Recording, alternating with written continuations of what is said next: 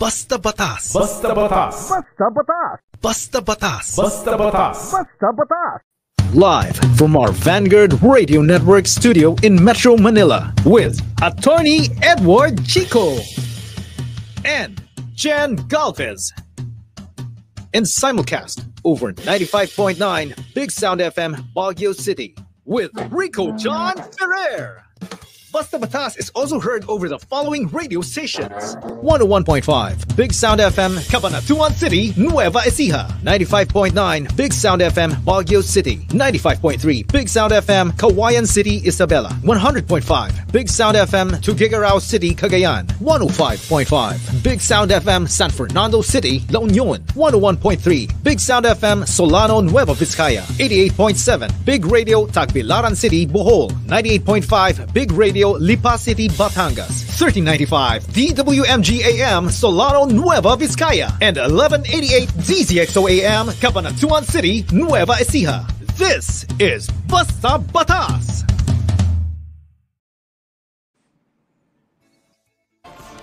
Iniimbestigahan kung may kinalaman sa contact tracing forms at apps ang pagkalat ng scam texts kung saan pinapangalanan pa ang mga binibiktima. Sa pagdinig ng Kamara, sinabi ng Department of Information and Communications Technology o DICT na inaalam na nila kung paano pinapangalagaan ng mga LGU na may sariling contact tracing app ang mga nakalap nilang impormasyon. Magandang umaga, Jeneline Disuyo. Ikaw po ay nanalo ng ganito pong halaga. Nagtataka po kami kung bakit nila alam yung number namin at yung pangalan namin. I am pleased to join you here as we sign into law the SIM Card Registration Act. With the signing of this act, we will finally achieve what has long been overdue. Basta Batas. Basta Batas. Basta Batas. Basta Batas. Basta Batas. Basta Batas. Magandang gabi mga kabatas. Araw po ng Sabado. Ngayon po ay October 15, 2022. Basta Sabado, Basta Batas na naman. Ang inyo pong video na napanood kanina ay mula po sa GTV, GMA at RTVM.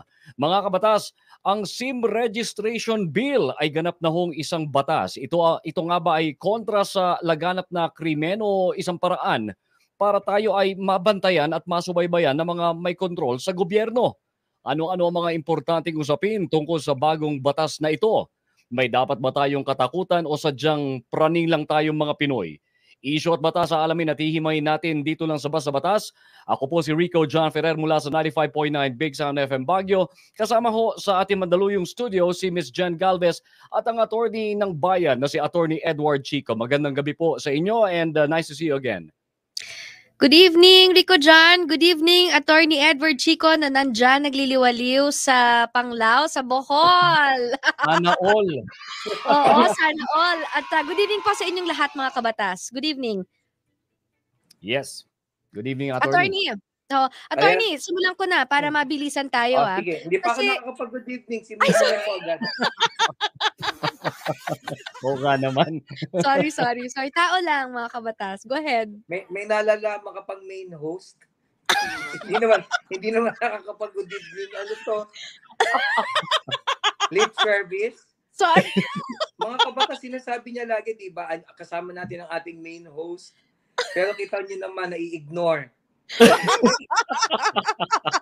Magandang gabi po sa ating mga kabatas. Oo, okay. Alam naming relax ka dyan sa Bohol, sa Panglao, but medyo hindi relaxing ang ating topic ngayon because it has something to do with itong pagre-register nga ng mga SIM card, yung both yung nagagamit na ngayon at saka yung bibilin mo pa, attorney, and it's called SIM Registration Act. Ito or yung Republic Act 11934, which was I think authored by Senators Loran Legarda, sila Gatchalian, sila Zubiri, etc. Marami rin co-authors nito. Now, attorney, basically anong sinasabi, anong pinaka-essence nitong batas na to? Well, basically, yung SIM Registration Act, as the term registration itself would say, kinakailangan inirehistro mo na ang iyong SIM card, ito man ay postpaid or prepaid. Kasi 'di ba, sa ngayon ang nangyayari kung postpaid ka, ibig sabihin binabayaran mo yan buwan-buwan sa isang telephone company, yung tinatawag nating telco, pag nag-a-apply ka, binibigay mo yung pangalan mo. Ang problema, yung mga prepaid, ibig sabihin ng prepaid, nagbabayad ka lamang, depende sa kapag ka inavail mo yung service, tapos ubusin mo yung load na inavail mo. Diba? Sa postpaid kasi, gamitin mo muna, as the term itself would suggest, postpaid ka, after nun, bibilangin yung nagamit mo, babayaran mo.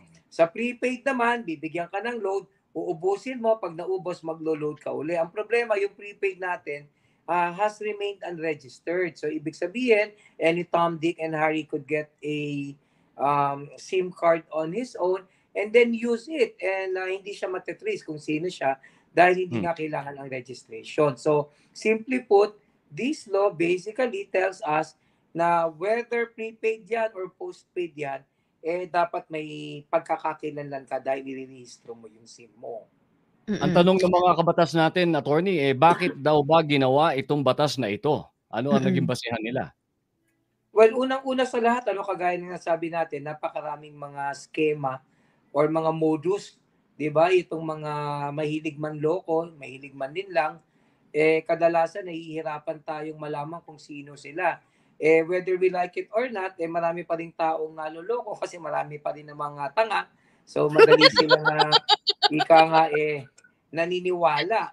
Kasi, alimbawa, kagaya nito, may nag-text sa akin. Di ba? Nanalo raw ako ng 10 milyon, wala naman akong ginagawa. Posible naman yun. Kung hindi ka ba naman tanga, ba't ka maniniwala doon? Baka lahat mo may tanga, may maniniwala talaga. Yun na nga. Ang problema, hindi mo na mahabol kung sino ito. Oo. O pangalawa, dahil walang registration niyaan, maraming gumagamit ng mga SIM card, ginagamit nila hindi lang sa pandoloko, kundi pati lang sa ibang mga bagay, sa pakikipagrelasyon. Di ba? Akalain mo, meron akong kaibigan, wag kong banggitin yung pangalan kasi it's a true story. So, ang ginawa niya, kumuha siya ng prepaid. Tapos, tinext niya yung boyfriend niya. Nagpanggap siya na siya si Nicole. Sabi niya, Hi Jeff, ako si Nicole. Alam mo, nakikita kita sa office, type na type kita. Tapos, sabi naman yung boyfriend nung kaklase ko, na kaibigan ko, ikaw ba si Nicole? Nice meeting you. Nagkagustuhan sila, te. Akalain mo, nagte-textan sila. Tapos, yung nag-decide sila na magkikita ngayon sila sa may harap ng Lasal Taft. Diba? So, eto nga yung lalaki, nagpunta doon ng aga-aga, nandun siya sa Starbucks, biglang sumulpot ngayon itong kaklase ko. Sabi niya, huli ka, no? May nalalaman ka pang Nicole, ano? So, sinasabi ko na Well, of course, in this case, pwede mo sabihin, kita mo, pag sikreto, nagagamit naman pala sa kagandahan, nahuhuling ng bababae siya. But at the end of the day, exception ito to the general rule. And besides, mali pa rin yan, hindi ba? So, napakahirap nang hindi mo alam kung sino yung kadil mo. So, that's precisely the reason why kailangan i-register yan dahil para maging responsable tayo sa paggamit. Okay, Rico, attorney, alam niyo mga kabatas, mamaya hihimayin pa po natin kung ano yung mga importanteng nilalaman nitong SIM Registration Act, which, by the way, ako hindi ko pa rin po fully understood kung ano yung mga importanteng details na tayo, bawat isa sa atin na gumagamit ng SIM card, dapat well-informed. Now, I'm just curious, attorney, bago ko tawagin ng ating guest for this evening, no?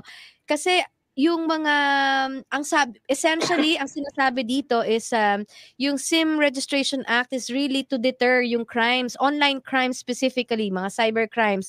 Online. So, kung ang isa sa mga bagay na dahilan kung bakit ginawa itong batas na to is para ma-prevent yung proliferation o pagdami ng online crimes, hindi lang nitong mga lintik na scammers na to kasama kasi dito, alam ko, meron kasing report before, Attorney Enrico, yung gun for hire, ang usapan niyan minsan text and if you remember, sa a few years ago, naging balita din yung nakikipag-coordinate sila sa mga alam mo na riding in tandem pag parang umu-order ka lang ng delivery, meron kang ipapatira, and then you hindi mo alam kung sino. So ang sabi nila makakatulong daw to. Now I wonder, dahil nga mga kabatas, if you remember, kamakailan lang po, I think 2 weeks ago, napatay po si yung dating broadcaster, si Mr. Percy Lapid. Nakita doon sa CCTV camera, kung naalala nyo, riding in tandem ang tumira po sa kanya. So with us this evening ay kasama ang kanya pong kapatid, si Mr. Roy Mabasa, who happens to be was also a journalist, at saka siya po ay nagsusulat sa Politico at Abante, and then siya po ay naging president ng National Press Club o yung MPC. Nag-retire po siya sa Manila Bulletin after 25 years. Ngayong November lamang, and ano po ito, kilala po itong journalist na nagko-cover sa diplomatic corps at saka mga foreign affairs po na related events. Good evening, Mr. Roy Mabasa, and welcome po sa Basta Batas. I'm Jen Galvez, this is Rico John, and with us also is Attorney Edward Chico. First of all, sir, on behalf of the program and Vanguard Radio Network, kami po ay nakikiramay sa inyong buong pamilya, sir. Kamusta po kayo to begin with? Kamusta po ang pamilyang Mabasa? Yeah, magandang gabi sa lahat, Jen, Attorney Edward at saka si Rico. Good evening sa inyo lahat at sa mga kabatas na nakikinig dito. Unang-una, ang pamilya po namin ay nagluluksa at ang priority po namin ay yung kaligtasan, safety ng mga anak at saka asawa ni Ka Percy.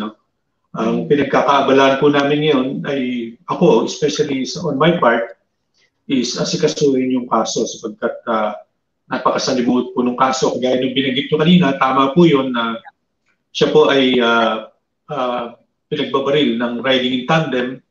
At ito po naman ay kasalukuyang hawak ng pulisya. Ang pagkakaalam ko sa huling balita ay magkakaroon ng announcement ang Philippine National Police itong mga susunod na araw. Ayaw muna natin silang pangunahan sapagkat ako'y naniniwala na ang batas ay gumagalaw at hindi natutulog. At yan naman po ang gusto ng lahat. Na malaman natin, unang-una hindi lang po yung pumatay, kung hindi maging yung mga nasa likod ng napaka-rumal-dumal na krimen na ito. Okay, so sir, did we get it right? Meron pong announcement ang PNP regarding po sa update tungkol sa kaso na to in the coming days. Tama po ba? Tama po yun. Ayoko lamang pangunahan sila, sapagkat tumawag sa akin yung mismong nangunguna dito sa investigasyon at tayo'y sinabihan na sila ay mag-a-announce anytime soon. Alright. Sir, sinabi niyo ho that meron pong ang inyong iniintindi po rin ngayon is also yung protection of the family, tama po ba? Bakit meron po bang death threats na nakukuha ang pamilya, any member of the Mabasa family, sir, and even yourself? Unang-una, Jen, alam naman natin na nakalaya pa yung mga pumatay kay Ka Percy, yung mga mastermind. Naniniguro lamang tayo na safe yung kanyang pamilya sapagkat si Ka Percy naman ay kilalang isang hard-hitting commentator. Yan naman ay hindi lihim yan at nakakatiyak tayo na maraming nasaktan si Ka Percy sa kanyang pagtatalakay ng katotohanan. Sapagkat minsan naman talaga yung katotohanan kapag tinatalakay mo maraming nasasaktan. Lalo na yung mga gumagawa ng kalokohan sa ating pamahalaan. Yun naman ang focus ni Ka Percy. Expose itong mga ganitong klaseng kalokohan, yung mga gumagawa ng kalokohan sa gobyerno, maging yung mga niloloko yung ating yung taong bayan. Kaya nakakatiyak tayo na marami dyan ang nagtangka kay Ka Percy, subalit iniingatan lamang natin yung pamilya. Sila ang priority natin sa gitna ng kanilang pagdadalamhati. Kasama na po kami. Sapagkat ako'y manunulat din, ako'y journalist din, alam kong, at ako ngayon ang lumalabas na tagapagsalita ng pamilya, at alam kong nakamasid din yung mga yan sa atin. Of course. Opo. Sir Roy, magandang gabi po mula po sa Big Sound FM Baguio. yung laban ho ni Sir Percy Lapid, alam ko ang kanyang ipinaglalaban para ho sa ikabubuti ng karamihan. Ito ho bang kanyang laban na hindi ho natapos, may balak ho ba kayong ituloy ito just in case? Malaking katanungan yan, Rico, sapagkat mahirap punan yung iniwanan ni Ka-Percy, sapagkat napakalaking hamon ito dahil unang-una, yung milyon na naniwala sa kanya na siya ay naglalahad ng katotohanan, kailangan tumbasan natin ito. Kailangan natin ng katatagan, kailangan natin ng suporta, hindi lamang ng pamilya, kundi ng mga naniniwala kay Ka-Percy. Ito yung pinag-iisipan natin. Ang sinabi ko nga kanina, ang priority muna natin ay ma-resolve itong kaso. At least man lang, makita natin kung ang na malagay sa hustisya itong mga mananagot ito sa hustisya, itong mga may kasalanan. Darating tayo dyan na kasama Rico, Jen at Attorney Edward.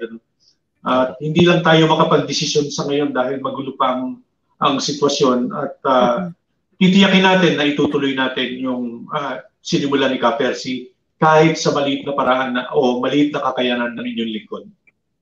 Sir, may tanong lang po ako. Kayo po ba sa pamilya ninyo may suspetsa kayo sa sarili nyo lamang at sa pamilya ninyo kung sino ang may gawa nito?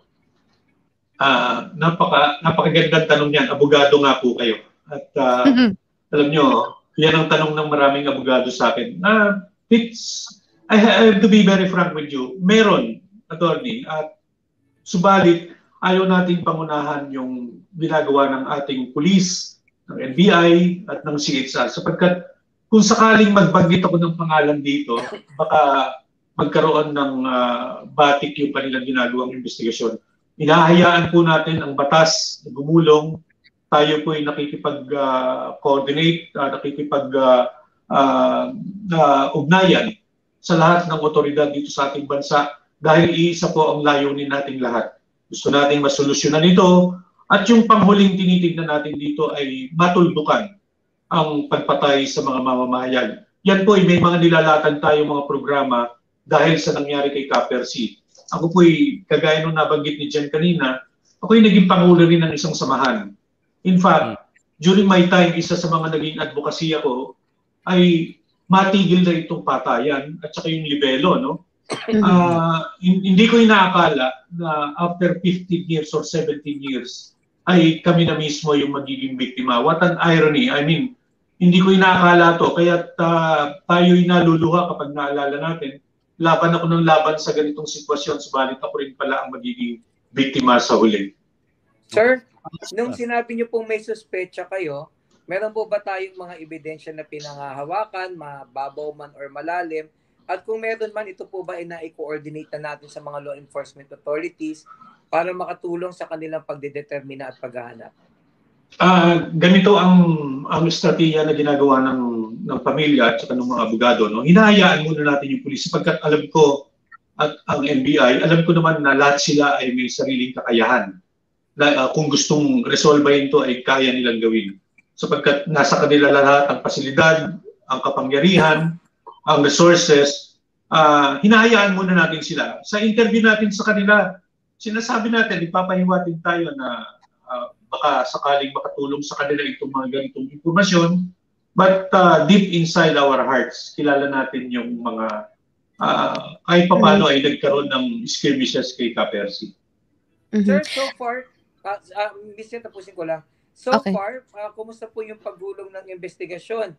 May nakikita ba kayong unseen hand na nangingielam or nakikita nyo naman na nagiging maayos at unhampered ang isinasagawang investigasyon hinggil sa kaso po na ito, sir?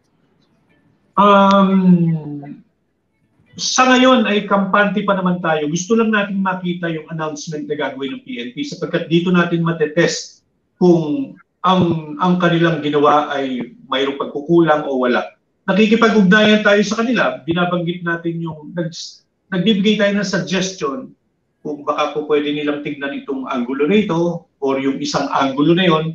Nagkakaroon kami ng magandang ugnayan, maliwanag.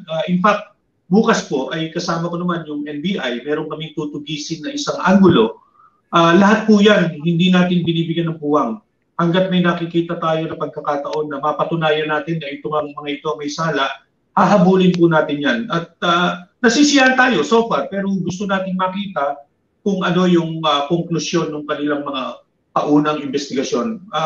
Kaya tayo, alam mo, gusto talaga nating marinig yung PNP dun sa kanilang sasabihin, ano? Sapagkat ito'y malaking announcement itong kanilang gagawin. Gusto nating makita, gusto nating madinig, sapagkat dyan natin ibabase yung ating sariling konklusyon, attorney. Rico John? All right. Sir Roy, with the country's current condition now, do you think, Sir Roy, your brother died in vain? Nako, sa nakita ninyong suporta ng napakaraming tao, kung kayo lang po ay dumalo dun sa burol at libing ni Ka-Percy, sa burol, hindi magkamayaw ang mga tao, magmula umaga, labas-pasok ang mga tao. Hindi ko po sila kilala. Sa buong buhay ko, wala po akong kilala dun sa mga dumalo ron, ano? Nakakausap ko sila. Yung, alam mo, pinadama nila sa amin yung kanilang pagmamahal, yung kanilang paghanga. Kahit ako nagulat, kapatid ko si Ka-Percy, subalit hindi ko na, ngayon ko lang na-realize na kung gaanong kalalim ang impluensyang iniwan ng aking kapatid. Hanggang ngayon, makikita nyo sa Facebook o sa social media, hindi pa rin natatapos yung kanilang pagdaramdam. Nalulungkot sila sapagkat sa pagitan ng alas 10 ng gabi hanggang alas 12 ng madaling araw, ay naririnig nila sa Percy sa buong mundo. In fact, ang mensahe na nakakarating sa akin ay talagang umaapaw sa buong mundo. Lahat ng mga Pilipino sa 4 na sulok ng mundo ay nagpapahiwatig sa akin ng pagkalungkot at nanghihinayang sila sapagkat ang paniwala nila tanging si Ka-Percy ang komentarista na naghahatid ng katotohanan. Ayaw man nating sabihin yan na bias tayo sa aking kapatid, subalit yan po ay galing mismo sa puso at sa bibig ng mga nakikinig sa kanya sa buong mundo. Nalulungkot po tayo sapagkat malaking puwang ang iniwan ni Ka-Percy dito sa ating industriya. Sir, ang topic natin ngayong gabi na to has something to do with the SIM Card Registration Act. At ang sabi po ng mga nagsulong nitong bagong batas na to is that with this law rather, it's crime deterrent daw, lalo na dun sa mga online crimes na mga nagaganap sa, alam nyo na po yan. At isa dito, isang angulo din, ginagamit of course ang text messaging sa pag-order ng gun for hire, yung mga gumagamit ng riding in tandem and etc. Sa tingin nyo po ba, and this will be my last question, sa tingin nyo sir, talaga ho bang ma-solve ang ating problema tungkol sa mga bagay-bagay na ganyan with this SIM Registration Act? Siguro i-reserve ko muna yung aking pagkomentaryo dyan sa bagay na yun. Pero isa lang naman masasabi ko lahat naman tayo ay wala pang IRR yung batas na yan. At ang sinasabi nga natin, the proof of the pudding is in the eating. At tingnan muna natin kung yan ay gumulong, kung yan nga ay magiging epektibo, sapagkat napakaraming batas dito sa atin. Pinasa, wala namang IRR.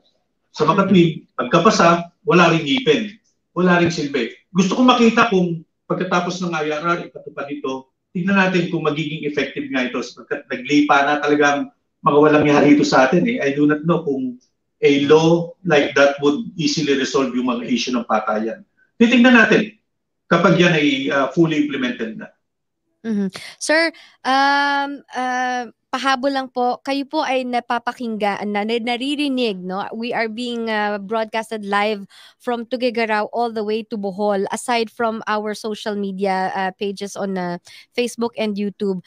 Sa tingin niyo po ba endangered na ang ating mga broadcasters, mga journalists, and mensahe niyo po sa mga nagbibigay liwanag sa mga madidilim na lugar dito po sa ating society through broadcast media and sa panunulat? Yeah, one thing I learned from this case of my brother at saka natutunan ko in the past when I headed an organization, hindi pa natigil, hindi nasugpo ang patayan o ang pagpaslang sa mga journalist. Bakit? sapagkat wala pong maliwanag na guideline, sistema, pulisiya na inadapt ang ating pamahalaan magmula pa noon. Kaya from 1986 up to the present, ang kaso po ng pagpatay sa journalist ay umaabot na sa humigit kumulang 200. At sa 200 na yan, wala pong clear resolution na naiwan ang ating bansa. Ano? Walang natugunan, walang nasagot dyan sa mga patayan na yan. Kaya ang ating mission sa buhay ngayon dahil kay Ka Percy, tayo po ay na-inspire kasama ang ating mga kaibigang abogado na tayo po ay siguro ay mag-draft ng isang batas na po pwedeng ipakiusap sa Kongreso upang mabigyan ng proteksyon ng mga journalists. Hindi natin to nais na maging parang isang plus legislation. Kaya po malalim yung pag-aaral na ginagawa namin. In fact, I am coordinating with the international community at humahanap kami ng modelo na po pwedeng paggawa ng pattern nito base na rin sa konstitusyon natin at base na rin sa experience ko bilang isang dating pinuno ng organisasyon at base na rin sa mga experience ng mga pamilya na iniwan itong mga namatay na journalists. Yan po yung pagsasama-samahin natin. Wala na pong pinaka-the best na experience kundi kagaya namin na naging biktima. So palagay ko malaki ang maiambag naming lahat upang makagawa tayo ng isang legislasyon o ng isang batas na finally ay tutuldok dito sa mga problema na ito na hanggang ngayon ay hindi nabibigyan ng solusyon. Nais ko na rin samantalahin na magpasalamat sa lahat ng mga kasamahan natin sa media, kasama na kayo, kasama na rin ang National Union of Journalists in the Philippines, nandiyan ang FOCAP, ang Foreign Correspondents Association, nandiyan na rin po lahat ng bansa na nakisama sa amin upang humingi ng hustisya sa pagkamatay ng aking kapatid. Hindi po kami titigil hanggat hindi natin nakikita ang pumaslang sa aking kapatid. Kasama ninyo, ako po'y dumadalangin na sana po ay mawakasan na itong impunity sa ating bansa. Yes, sir. I think kasama rin po ang Presidential Task Force on Media Security and kapisanan ng mga broadcaster ng Pilipinas sa paghingi po ng protection ng also ng hustisya sa pagkamatay po ni Mr. Percy Lapid. Sir, we pray for your family's protection and covering po. At maraming salamat for giving us the time dahil po importanteng ma-update po ang ating mga kabatas tungkol po dito. And hopefully, sir, makasama po namin kayo ulit sa mga susunod na panahon. Salamat po ng marami sa inyo at magandang gabi po sa lahat ng kabatas sa buong Pilipinas. Thank you. That is Mr. Roy Mabasa. Siya po ay former president ng National Press Club and of course, nakikiramay po kami ulit. Basta Batas. Basta Batas. Basta Batas. Basta Batas. Basta Batas. Basta Batas. Basta Batas. Basta Batas. Basta Batas. Rico John? Kasama naman ho natin ang ating kumbaga suki dito po sa Basta Batas pagdating ho sa media at iba pang usapin sa media. No? Siya po ay isang profesor sa Universidad ng Pilipinas, Diliman at isa rin pong communications teacher. Walang iba kundi si Professor Danilo Araw. Magandang gabi po and welcome back sa ating programang Basta Batas. Magandang umaga. Good evening po. Professor, good evening. Magandang gabi pala, magandang gabi. Sorry, kagigising ko lang eh. Magandang gabi pala. Oy, Prof, unahin ko na. Ayaw niya sa gabi. Oo nga eh. Araw, kasi nga naman araw. Kayo naman, mga kabatas. Okay, go ahead, Rico dyan. Unahin ko na itong unang tanong, Prof. Tama ba yung katwiran na kung wala kang ginagawang masama, wala kang dapat ikatakot sa batas na ito na tinatawag na SIM Registration Act? Maling-mali yung ganong pagtingin kasi kung privacy ang pinag-uusapan natin, may malaking balakid yung batas na ito, yung SIM Card Registration Act dun sa privacy ng mga tao, bukod pa dun sa pangangailangang i-register pa, samantalang marami namang paraan para matuldukan yung problema sa mga spamming at saka yung mga scamming sa pamamagitan ng text. Actually, sa kabaligtaran pa nga ang posibleng mangyari dito sa SIM Card Registration Act, baka sa halip na mabawasan ang spamming, baka madagdagan pa ito, lalo na mas targeted na yung audience. Kung yung ating contact tracing form hindi na po proteksyonan, ano yung assurance na yung datos mula sa SIM Card Registration ay mapoproteksyonan na ng mabuti ng ating gobyerno? Sir, go ahead, attorney. mabilis na. May nakikita ba kayong motibo doon sa mga nagpasa ng batas na ito na maliban doon sa kanilang nilalabas na ang layunin nito ay pigilan ang ika nga'y patuloy na paggagawa ng mga krimen sa bansa? May nakikita ba kayong ulterior motive sa ating mga lintik na kongresista at magbabatas? Kung motibo't motibo pag-uusapan, Attorney Edward, lumalabas na gustong paigtingin yung surveillance ng ating mga mamamayan, lalo na't mainit ngayon yung red tagging. Hindi ko alam kung aware kayo, pero media-related naman ito.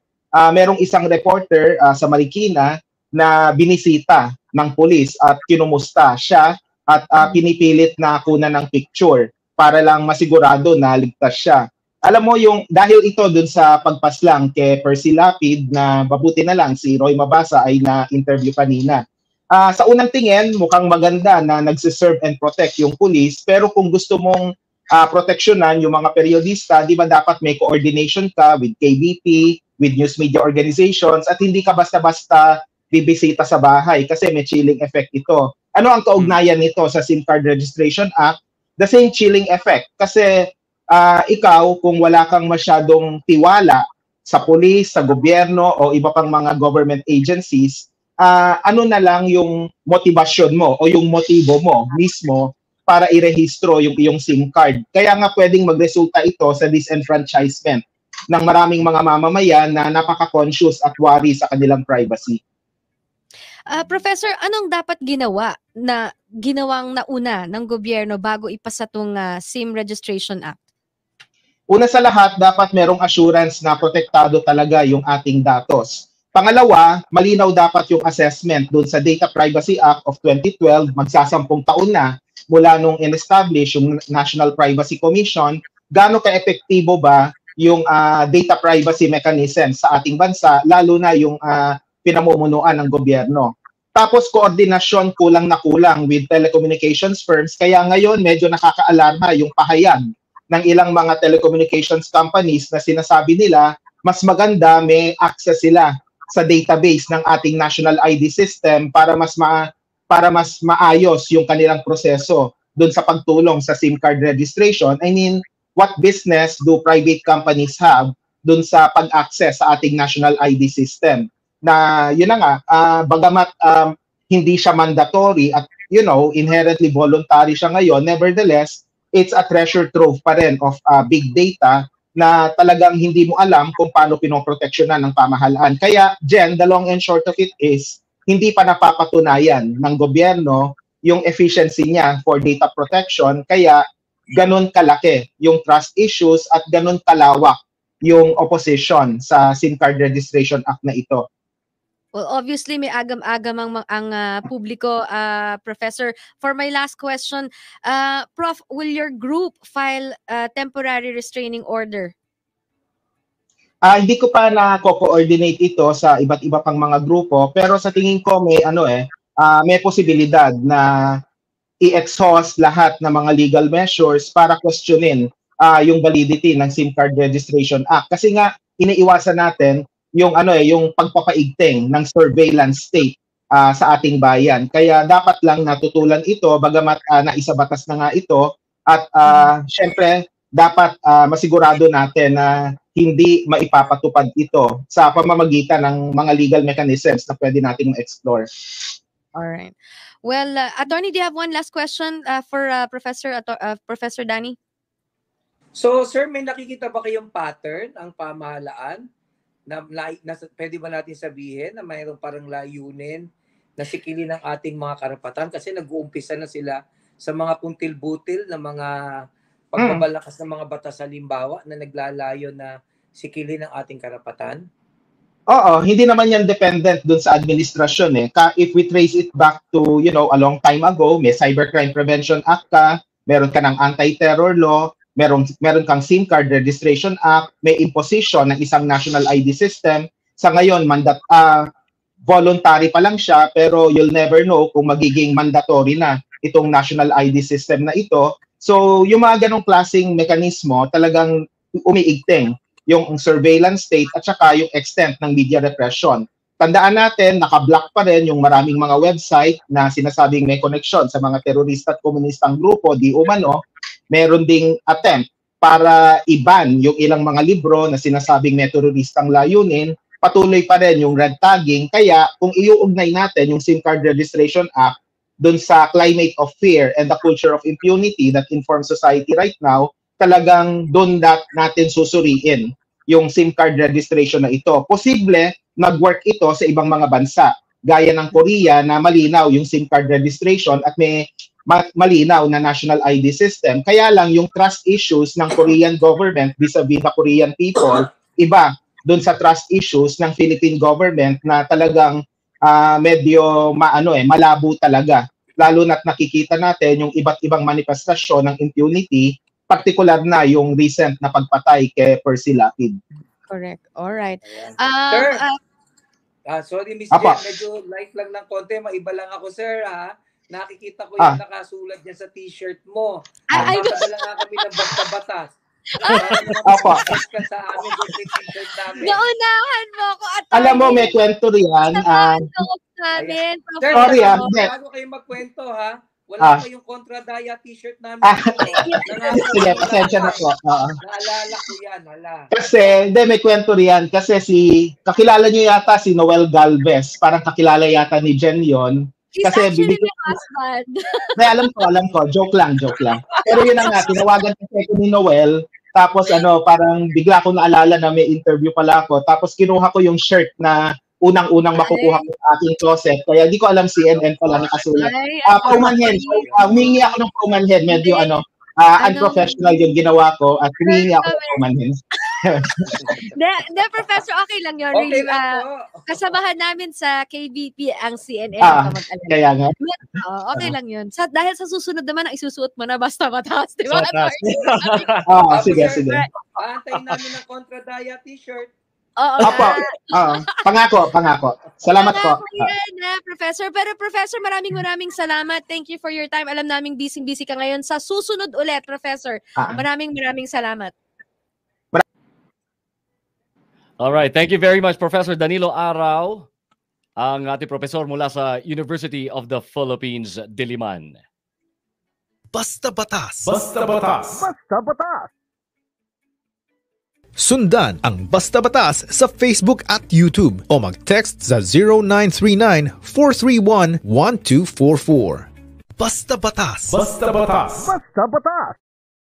Alright mga kabatas, ay sa mga nakikinig ho sa kanilang mga radyo sa iba't ibang Big Sound FM at Big Radio stations sa buong Pilipinas at mga affiliated stations po ng Vanguard Radio Network, ihanda nyo na ang inyong mga cellphones dahil mamimigay na ho tayo ng free load, 150 pesos free load sa ating mga radio listeners.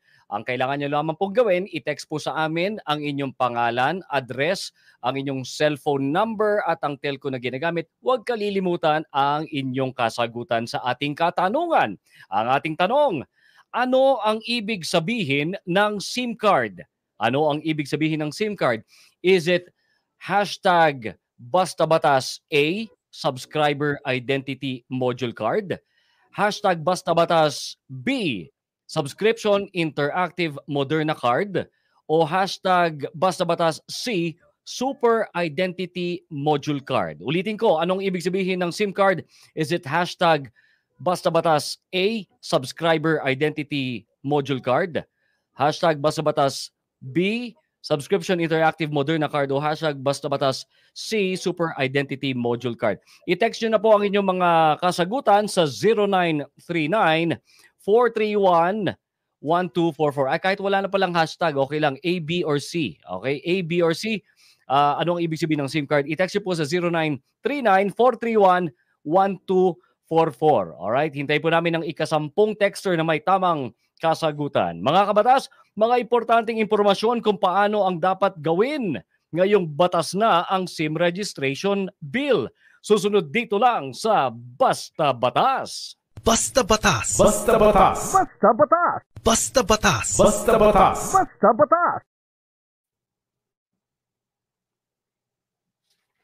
Problema ba kamo? Mapaproblema sa asawa na nangaliwa? Pero itong tanong ko, kapag ang isang babaeng may asawa ng ngaliwa, isang beses lang siyang mabubuntis, hindi ba? Oo. Pero kapag ka ang lalaking may asawa nangaliwa, sumiping sa 10 babae, Sampu posibleng 10 babae ang mabubuntis, hindi ba? Mas maraming illegitimate children. Utang na hindi masingil o kaya problema sa lupa, Ano po yung title po ng turing ko? Sige. Yung kapitan kasi sa amin, malapit po sa mayor. may sagot dyan ang attorney ng bayan na si Attorney Edward Chico sa Basta Batas. Kasama sina Rico John Ferrer at Jen Galvez. Tutok lang sa Basta Batas tuwing Sabado, alas 7 ng gabi at sama-sama nating hanapan ng lunas, hindi butas, ang batas. Sundan ang Basta Batas sa Facebook at YouTube o mag-text sa 0939-431-1244. Sabi ni JN Cabral Franlam, paano po yung attorney? Ako po ang nagsaing. Iba naman ang kumain. Engot ka. Joke lang. Joke lang, JN. Biro lang. Oh, di ba? Ano ang batas? Ano sinasabi ng batas na yan? Oh, yung sinasabi nga, yun lang. Ito din. Basta Batas. Basta Batas. Basta Batas. Basta Batas. Basta Batas. Basta Batas. Attorney Edward Chico, Formatics. Akala ko ikaw. Ako nasubol ako pa. Anyway, mga Live na kabataan, live ko akalain yan. mo, nagbabakasyon na ako pa rin. Mga kabatas, kayo po ay nakikinig pa rin sa aming malaganap na programa.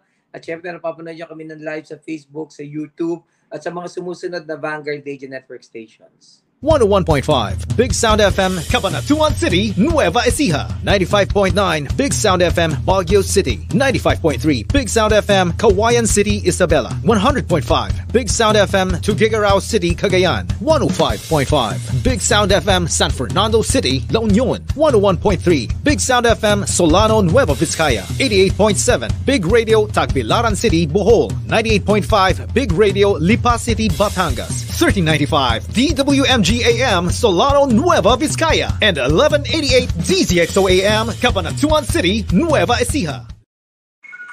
At kami po ay proud member ng KBP, kapisanan ng mga broadcaster ng Pilipinas. Ayan, no?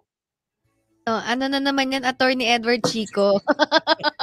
Nagki-Candy Crush ka ba dyan? Hindi. Okay, attorney. Ano na? Balik tayo sa usapang SIM Registration Act. Ilan sa mga tanong ng ating mga kabatas is ano daw yung magiging assurance na hindi ito magagamit yung data na makukolekta kasi syempre bibili ka sa tindahan or sa point of sale kasi kung saan nyo man mga kabatas binibili yung SIM card nyo dun sa mga postpaid at yung mga pumupunta po kayo sa mall para kumuha ng mag-apply ng linya or yung postpaid kailangan po nating mag-register. Attorney, ang tanong, pag nakolekta na yung data, anong assurance daw ang meron tayo na hindi yun mabebenta sa black market? Well, unang-una sa lahat, dapat malaman natin na yung usapin naman ng privacy ay malaking bagay talaga. At isa namang, hindi naman natin pwedeng baliwalain yung pangamba halimbawa ni Professor Araw na napakahalaga na pangalagaan yung ating right to privacy precisely because kapag bukas ang iyong data, bukas ang iyong pagkakakilanlan, there's a danger na totoo naman na monitor ka o ika nga napapasa ilalim ka ng surveillance na kung sino man ang gustong gumawa nito laban sa iyo. So that is perfectly understandable. Kaya lang sa Opisina ng SIM Registration Act, ito naman ay opinion ko lang.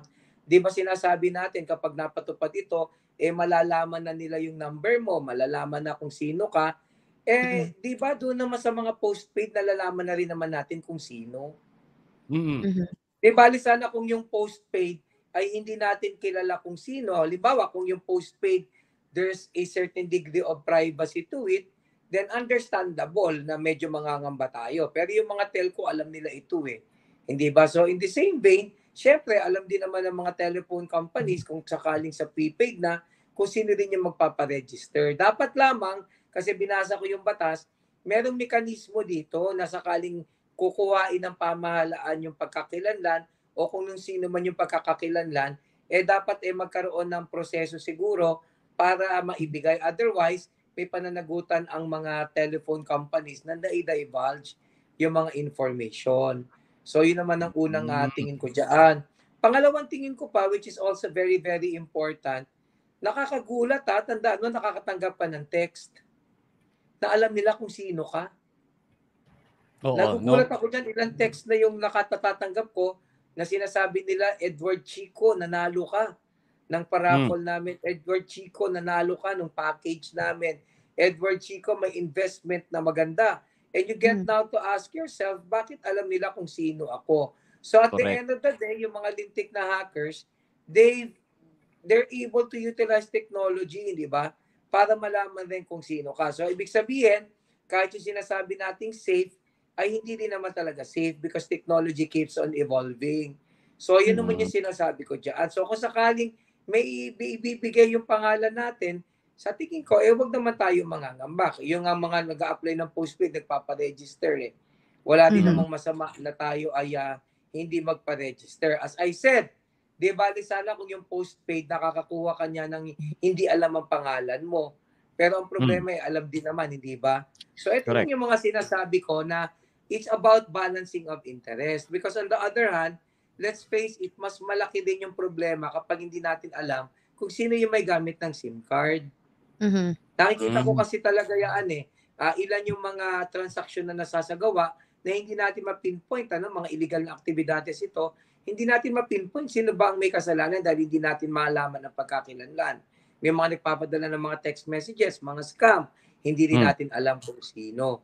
So at the end of the day, there should not be anything wrong with this at tawag naman natin siya masyadong problemahin. Bagamat yung pangamba ni Professor Araw ay tama din naman, hindi ko yan dinidiskwento. But at the end of the day, given the setup, it's not like binibigay mo naman ang lahat ng sa iyo, hindi ba? Binibigay mo lang naman yung phone number mo. Na bagay din naman na ginagawa mo kung ikaw ay nagpaparegister ng postpaid. Kasi ang maganda dito sa batas, hindi ba? A-assignan ka ng number at pwede kang lumipat ng mga telco at yun na yung assigned number mo. So ang purpose mga niyan, so that number will be identified with you. Para kung sakaling magkaroon ng problema, malaman din na ikaw yun. Di ko alam kung halimbawa mahuhuli ka. Halimbawa, ayaw mo mahuhuli ka sa mga text messages mo. Di wag mong i-text, kitain mo yung tao. Diba? Kaya gumamit ka ng medium, mga espiritista para makausap na Ito na naman tayo dyan. I don't know if I make sense here. But that's exactly what I'm trying to talk about. Wala namang ibang information other than the number. Sabi ni Cynthia, marami daw nagte-text sa kanya, nakakapagtaka bakit daw nga alam yung name niya at kung sino nga daw siya. Ano daw ang gagawin niya, attorney?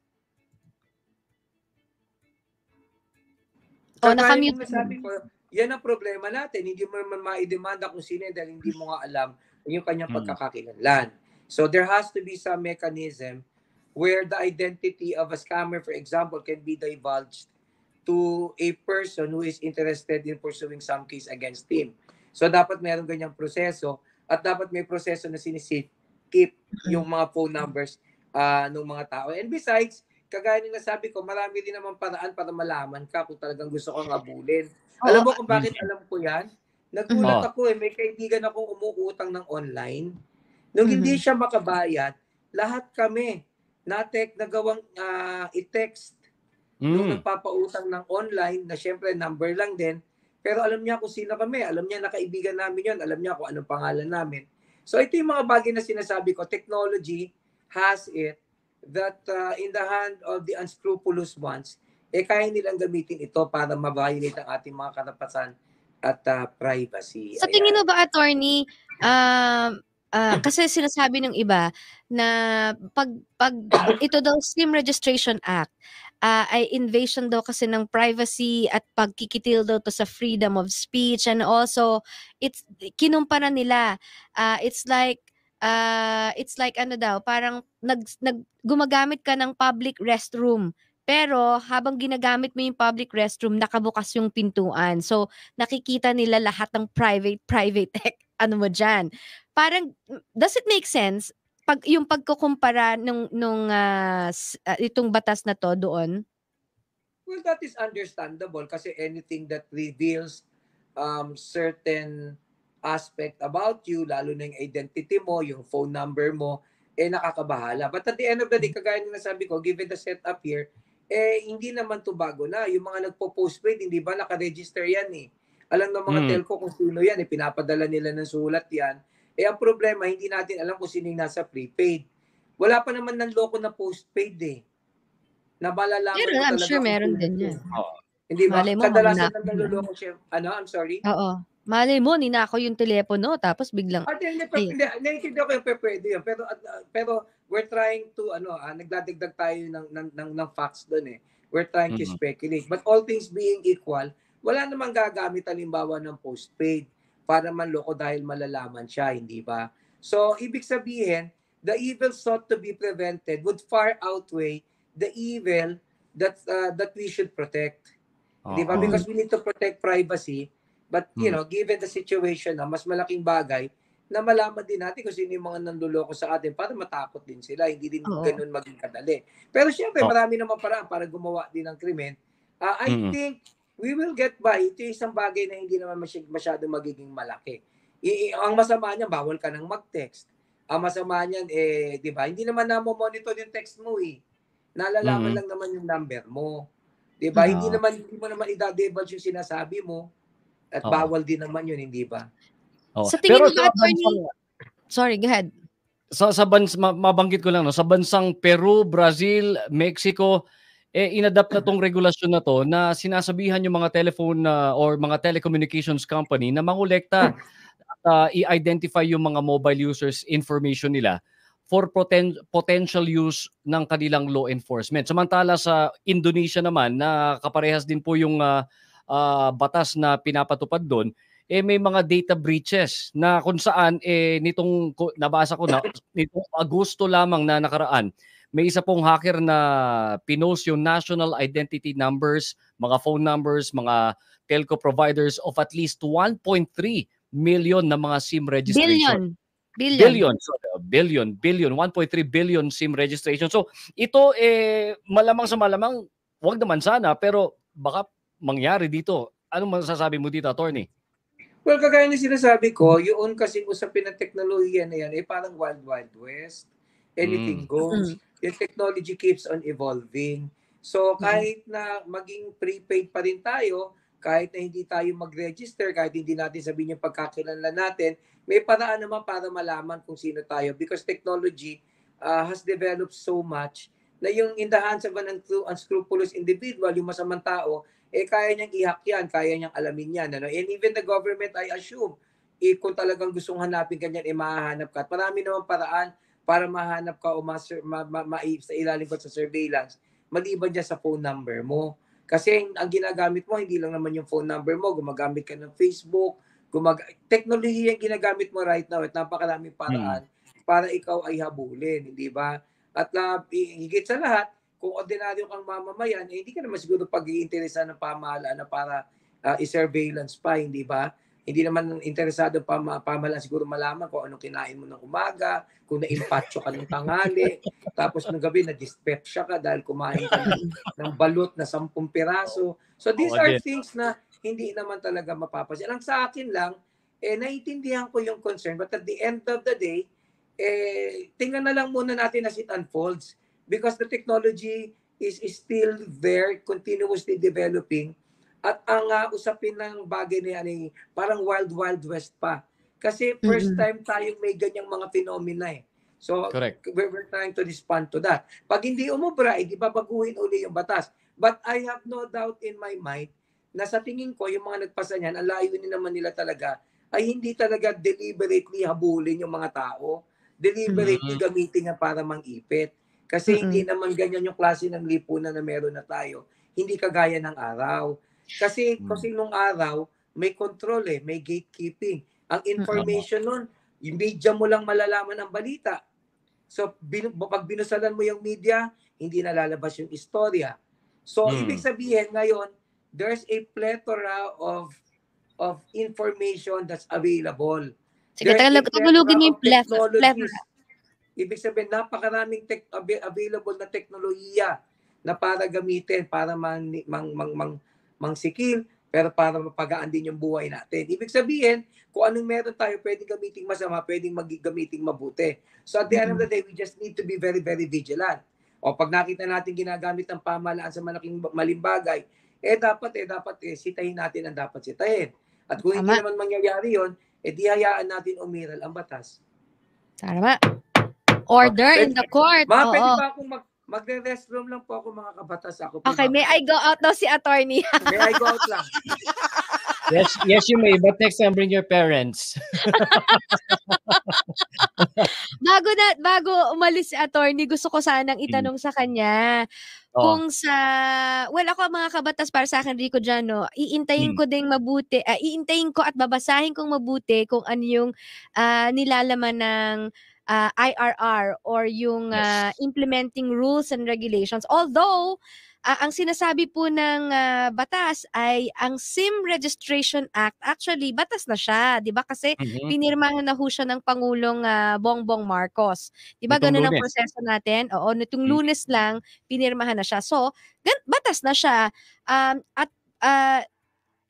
I think it will require 15 days. No? 15 days bago 15 days bago bago siya mag-effect, kailangan na after the 15 days nakapublish siya dun sa official gazette ng gobyerno, o di kaya yung sa mga national newspapers, no? Oo, sa mga dyaryo na nationwide ang coverage. Now, yung pag-agam-agam lang ng iba dito tungkol sa pagre-register mo ng buo at kumpletong detalye ng iyong number at pangalan sa iyong paggawa ng social media account, I think kaya po ito vinito ng Pangulong Duterte noon is because may provision nga na ganito. I don't know kung makakasama din. I have to verify kung kasama din ito sa batas na ito na pinirmahan ni Presidente Marcos. And of course, kagaya po ninyo, kami dito, nag-iisip din kung ano ba talaga ang magiging paano i-implement ito, di ba, Rico, dyan ng ng ating gobyerno, especially ng ating kapulisan. Ang sabi kasi nila yung sa mga bibili pa lamang ng mga SIM card pagkatapos mag-epekto ito, hindi pa siya activated. So, deactivated pa lang siya. So, kailangan i-register mo muna according to this law, yung SIM Registration Act, para ma-activate yung SIM card mo. Kung prepaid yan. O kung sa postpaid naman, automatic, nag-register naman yan. So, actually, hindi siya automatic. Kailangan mo din i-register. We are given 180 days. So mga meron na pong existing na postpaid, no? Mga existing cards natin, SIM card, kailangan after, kapag po naging na-publish na ito sa official gazette, kailangan po tayong mag-register within 6 months or 180 days ng ating information sa portal na sasabihin ng government kung saan natin i-register ito through the telcos sa Mapag-Globe Smart or dito, no? So antabayanan po natin, pero mabilisan lang. Ito po ay uulitin ho namin dito sa Basta Batas, no? Yung mga existing po na postpaid at prepaid mobile phone numbers or subscribers rather, ay kailangan pong i-register ang cards, ang SIM card within 180 days o 6 months from the effectivity ng batas po na ito, para hindi po ma-activate ang ating mga SIM cards. So, kailan magiging effective, Rico dyan? 15 days after pong ma-post sa official gazette. Ng gobyerno at mai-publish sa mai-publish sa national newspapers. And also, yung mga SIM cards po na hindi registered within this period, yung sinabi na 180 days or 6 months, automatic po na madi-deactivate ang inyong SIM card. At marireactivate lang po yon kapag nag-comply po tayo or pag sumunod na po tayo dun sa batas na ito. Now, yung mobile phone numbers, yung mobile phone subscribers na kailangan daw na magre-register, ay kailangan pong mag-present ng valid government issued identification card. Siguro magandang, Victor, habang sinasabi ko to, i-flash mo yung pinag-uusapan, which is the title ngayon, no? Yung kailangan po na ID na ipe-present natin ay government issued ID, hindi po school ID, hindi ID ng association, etc., etc. Ito po ay kailangan government issued ID. Anong example niyan? Rico John Ferrer, number 17 sa balota. Yan, no, driver's license, yan, SSS, PhilHealth, Pag-ibig, mga government issued ho ito. At kailangan meron ho itong litrato ninyo. Ayan, para sa pagkakakilanlan. Ang tanong ng karamihan, Miss Jen, is paano naman yung mga anak namin na mga minor, may SIM card at meron din mga cellphone itong mga to, i-register pa ba nila? Diba? Ang sabi dito ay pwedeng i-register ang SIM card na gamit ng minor provided na yung SIM card na yon ay nakapangalan po under ng parent ng parent o kaya ng guardian. So pwede ho 'yon basta kailangan again meron ho kayong maipapakita na government issued ID, passport, ano pa ba? Yung mga sinabi mo kanina. Another one is paano kung foreigner, 'di ba?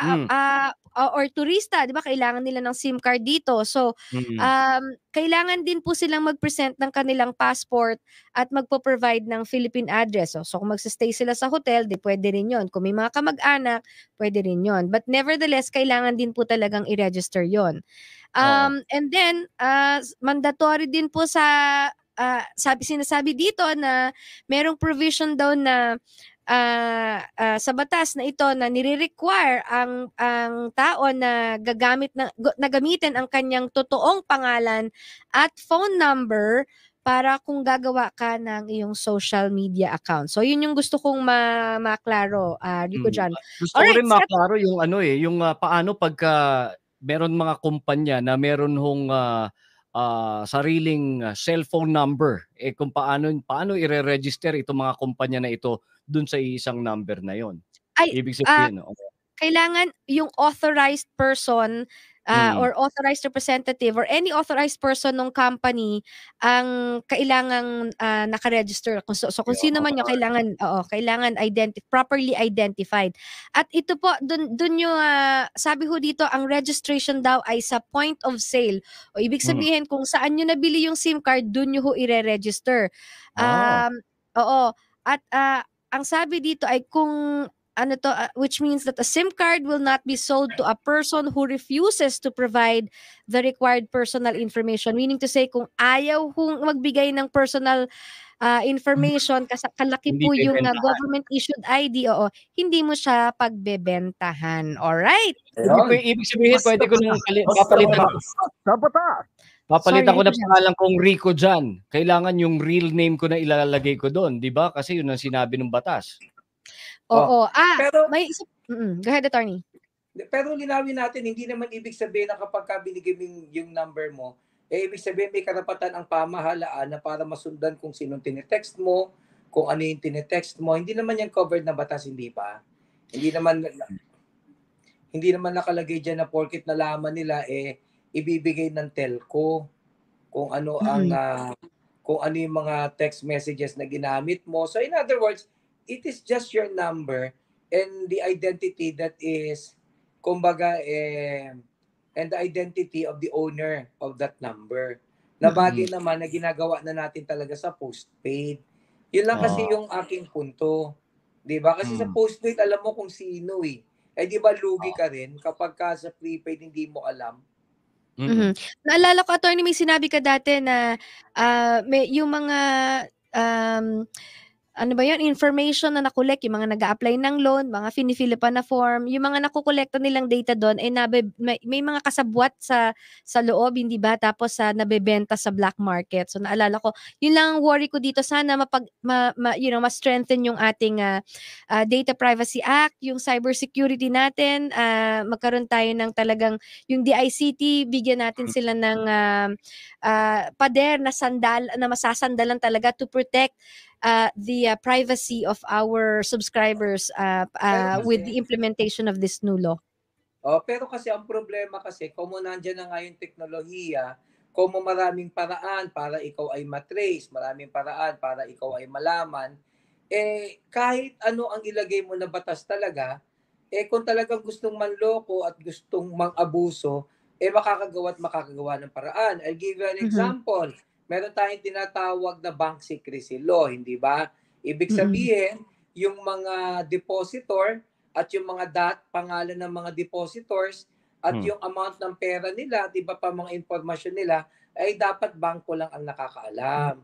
Pero Correct. I remember noong mga 1990s, late 80s, early 90s hanggang mga early 2000, usong-uso yung tinatawag na boiler room operation. Ano yung boiler room? Ito yung mga peking kumpanya na nagbebenta ng mga fake securities, na lolokohin ka. Ngayon magugulat kami, tumatawag sa'yo, nalalaman kung sino ka, pati phone number mo, at alam niya kung anong amount ng deposito mo. Paano? Kasi nga binibili nila yung tinatawag na lead sa mga bangko. Meron mga bank managers na kasabwat, ang ginagawa nila, ibinebenta nila yung impormasyon. Yung panahon na yun ay wala pang teknolohiya. So, yun ang gusto kong i-point out dito. Ngayon, may teknolohiya na. At yung teknolohiya na yan ay hindi pa buong-buo, hindi pa hinog na hinog. Medyo hilaw pa. So, kung medyo hilaw yan, yung safety nets para matiyak na hindi yan magamit sa kasamaan ay hindi pa din buong-buo. Hindi ba? So, kaya kahit merong batas o kahit walang batas, kung gustong gamitin yung teknolohiya niyan, palaging may paraan. Because as it keeps on evolving, yung ding mga modus ng mga ng mga nanloloko ay nag-i-evolve din. Kaya nung sinabi nga ni Miss Jen na sana wag magamit sa ganyang kaparaanan, kung titingnan mo yung batas, wala namang problema sa batas. Wala namang nakalagay sa batas na gagamitin sa masama. Wala rin nakalagay doon sa batas na yung informasyon mo kukunin ng pamahalaan at may karapatan sila na i-surveillance ka. Ang pangamba lang natin, sinasabi natin, ngayon baka pag binigay ko na yung number ko, baka isa-surveillance ako. Kahit hindi mo ibigay yung number mo, given the way they do things now, kayang-kaya nilang para gawin niya dahil may teknolohiya na nga. Nung araw nga, walang teknolohiya, kagaya nung nasabi ko doon sa boiler room operators, nagagawa nila ng paraan. Ngayon pa ba? And again, at the risk of repeating myself, ilan ang text messages na natanggap ko, alam nila kung sino ako. Nakakapagtaka. Hindi kaya nanonood sila ng Basta Batas. O, di ba? But that's exactly the point Yung point natin kasi, walang problema dun sa batas. Nagkakaproblema lang dun sa implementasyon. Halimbawa, kung ang magiging pamahalaan natin ay mapaniil, hindi ba? May magagamit niya yan. At kung mapaniil ang magiging administrasyon natin, kahit wala yung batas na yan, makakahanap ng paraan yan. Dahil mas madaling gawin ngayon yan kumpara nung araw. Kasi hindi mo na nag-gatekeep ngayon. Hindi mo na nakokontrol. Hindi mo na nasasala. Diba? Kahit bayaran mo ang media na huwag ilabas ang isang kwento, kayang ilabas siya ng isang influencer, kayang ilabas siya ng ordinaryong Juan de la Cruz sa Mindanao, sa Visayas, sa Luzon. Dahil yung teknolohiya is such na anything can happen, anything goes. Kaya yung batas na yan, tingnan na lang natin yung mas magandang bagay. Kagaya nito, mas madali na nating malaman kung sino. Yun nga lang, ang gagawin nga lang ng mga lintik na loko-loko, kung mga mahuhusyan din sila, hindi na cellphone ang gagamitin na ngayon nila. Hindi na ngayon sila sa text man loloko, hindi ba? Baka try nilang i-invade ang Messenger, kung baka kaya nila yon. Try nilang i-invade ang Facebook. So in other words, ang sinasabi ko lang, hindi natin problema yung gagawin nila dahil hindi natin alam yun. We can only speculate. But at least, there should be laws that should seek to protect us. Alright. Meron yung aplikasyon sa cellphones ngayon Malalaman mo na kung saan pumupunta yung asawa mo. Matatrack mo kung nasaan siya, di ba? May ganung app Sa tingin mo ba, attorney, itong SIM Registration Act, magigitong anong tawag dito, Rico, dyan? Pangontra sa mga makakati. Mga kakating partner. Sa tingin mo? Hindi ko lang, hindi ako makati Tanong natin, tatanungin natin. Pwede ba akong tanungin dito? Kung kami ng mga nakikinig makati. Oo nga. Anyways, sa tingin mo? Sabi niya, Mr. Alberto Pascual, pwede daw ba magpa-register ang 2 or 3 na SIM cards? Antayin po natin, sir, yung IRR. Kasi alam ko pinagpag-uusapan nila yung gagawa sila ng technical working group. Rules, eh. Di ba? Alright. Rico John? Basta batas. Basta batas. Basta batas. Ang tanong mga kabatas, kayo ba, mga nakikinig at mga nanonood sa atin sa social media, ito na nga ba ang sagot o yung SIM Registration Act na po ba ang sagot sa pagpigil ng cybercrime o dapat pinagtibay muna ang ilang sangay ng gobyerno na mulat sa poll ay dapat naglulutas ng mga nasabing krimen? Yan po ang ating tanong sa inyo mga kabatas. Alright. Rico John, go ahead. At dahil dyan, mamimigay naman tayo ng libreng load sa mga nanonood sa atin sa social media.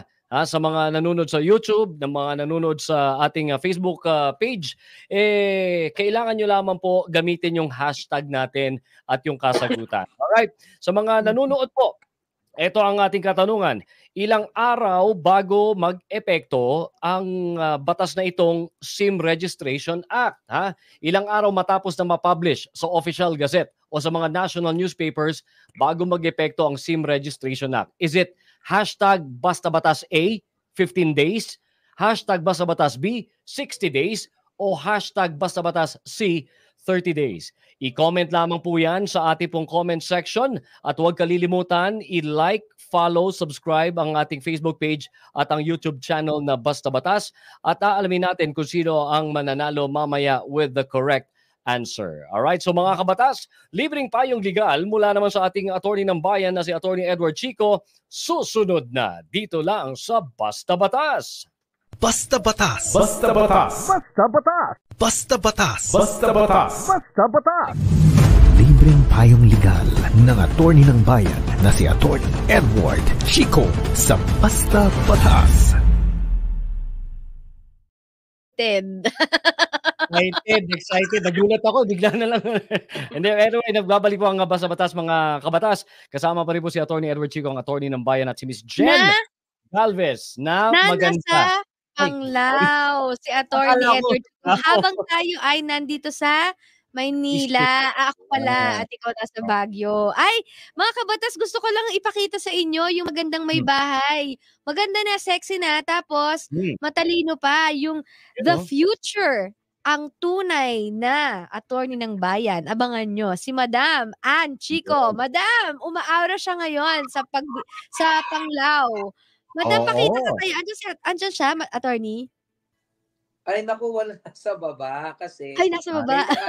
May mga bisita kasi kami na inaantay na ako dahil kami ay may lakad. Oo nga, ito na, mabilisan na tayo. Pero bago ang siyempre, importante ang Basta Batas, sabi ko, bahala kayo, hindi ko iiwan ng programa.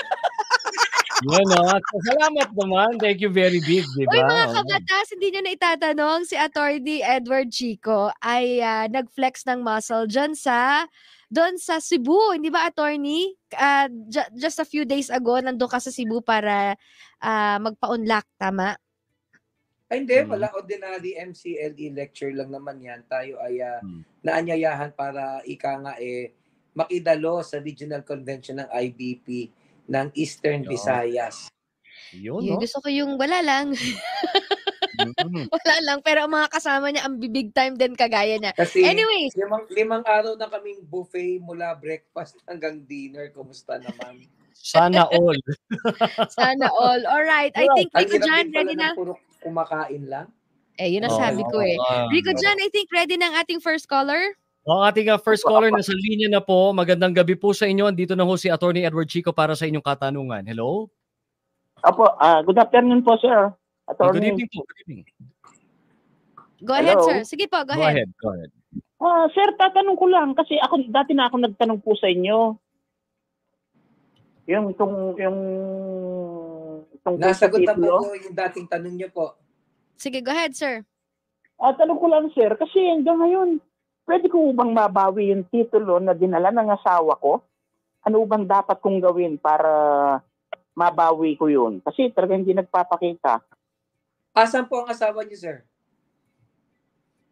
Hello? Huwag yung nasa puso nyo. I mean, literal, nasaan po? Sir, nasan daw po yung asawa nyo? Actually po, nung isang beses, nag-birthday ako, nakipagkita sa akin, tapos itong last Thursday, nagkasakit ako, pinuntahan ako sa ospital. Hindi ko po alam saan siya nakatira. Ayaw po nila sabihin kung saan nakatira. Okay, so ang gusto nyo pong malaman is paano makukuha yung titulo nyo? Opo. Yung titulo Ano po po ba dapat nakapangalan sa gawin? inyo yung lupa o iyon ay pag-aari ninyong dalawa? Attorney, hindi kaya niya masyadong marinig? Sorry. Opo, hindi ko nga marinig at hindi ko siya marinig. Hindi ka daw marinig, attorney. Okay, sir, narinig niyo na po ako? Hindi po may inapong dating, sir. Ayan. Pero Miss Jen, narinig niyo ako? O Hindi, ganito, may inapong sasabihin ko kay dating, Miss attorney. Jen. Opo, sasabihin ko kay Miss Jen, sasabihin naman ni Miss Jen sa inyo. Tapos sasagot kayo, sasabihin niyo din kay Miss Jen, tapos sasabihin din sa akin. Okay po? So inagay ko siya, magsisilbing tulay natin. So Miss Jen, pakitanong po, kung yung bang property na yan ay nakapangalan sa kanila dahil ang ari-arian na yan ay ika nga absolute community o pag-aari nila bilang mag-asawa. Sir, narinig nyo ba? Opo. Sige, pakisagot po. Ako po. Kaming dalawa pong nakapangalan sa titulo. Ayun. Okay, ganito sir, bakit nyo gustong makuha yung titulo? Ibebenta ninyo? Hindi ko po ibebenta. Yun nga yung point ko sir, kasi sa totoo lang sir, hindi mo naman pwedeng ibenta yan nang wala niyang pirma. Dahil yan ay pag-aari ninyo. Hindi rin niya yan pwedeng ibenta nang wala mong pirma. Dahil yan ay pag-aari nyo rin. So, ibig ko sabihin, kapag binenta mo yan nang wala niyang pirma, ang sabi ng Supreme Court, ang pagbebentahan niyan ay walang bisa. It is actually void as if kontrata. Klaro po. Ngayon, kung sila naman ang magbebenta nang wala niyong pirma, ganun din ang epekto. It would be deemed void. Lamang ang problema, kapag hawak niya yung titulo, baka pikein niya yung pirma niyo. Di ho ba? Kaya kayo nangangamba. Ang tanong ko lang, kumusta ba ang relasyon ninyo at hindi mo makuha-kuha yung titulo? Tinatago po niya, dinala niya lahat po ng dokumento namin. Ito nga po, ultimo marriage namin, mga birth certificate ko, lahat po dinala niya Wala ayun na, bakit niya dinala? Naghiwalay ba kayo? Bali, natutulog ako, nilayasan niya ako.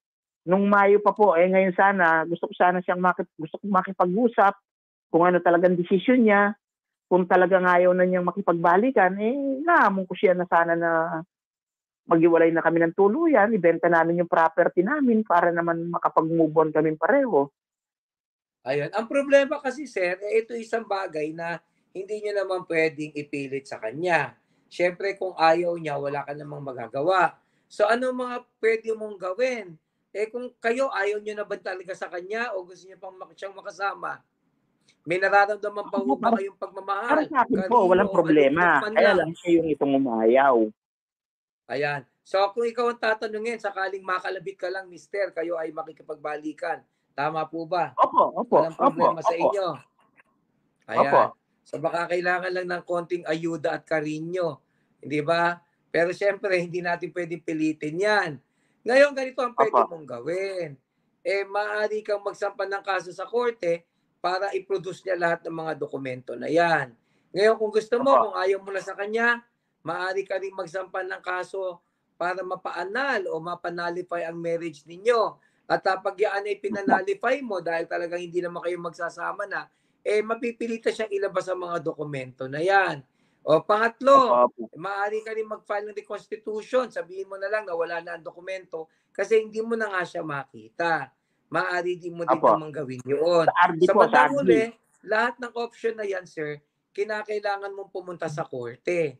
Di ho ba? Ngayon, ang problema, pag pumunta ka sa korte, bibilang ng panahon, magastos, kukuha ka ng abogado, kung kaya mo naman siya kausapin, baka kailangan mo lang dala ng bulaklak, ikaw humingi ng patawad, sabihin mo, alam mo sa totoo lang, ang pagmamahal ko sa iyo mula noon hanggang ngayon, nandiyan pa rin.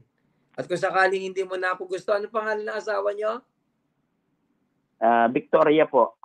O sabihin mo, Victoria, kung sakaling wala nang puwang ang puso mo para sa kagaya ko, isa lang ang masasabi ko, hayaan mong mahalin kita ng walang kapalit at hindi kita pipilitin. At nang sa gayon, magising ka ng isang araw na sasabihin mo, alam mo, napagtanto ko na magpahanggang ngayon, ikaw pa rin. Pag nagawa mo yan, konting honeymoon lang yan, hindi ba? Konting karinyo, okay na. Pero kung hindi talaga kaya yan, hindi kaya yan, you really have to go to court. Dahil hindi mo pwedeng pilitin yung tao kung ayaw niya. Klaro po?